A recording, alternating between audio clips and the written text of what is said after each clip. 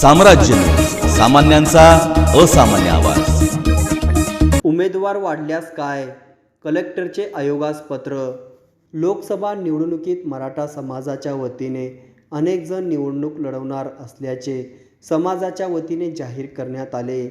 उमेदवाराचे प्रमाण वाढल्यास काय करावे याबाबत निवडणूक आयोगास सोमवारी पत्र लिहून मार्गदर्शन मागवले आहे।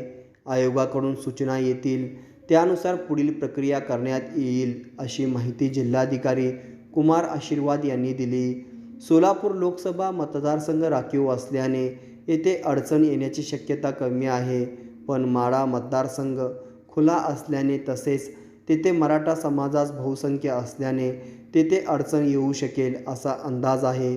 मराठा आरक्षणाचा मुद्दा उपस्थित करत एका मतदारसंघात किमान 500 उमेदवार देण्याचा विचार समाजाने केला आहे। त्यामुळे जिल्हाधिकाऱ्यांनी आयोगाकडे मार्गदर्शन मागितले आहे।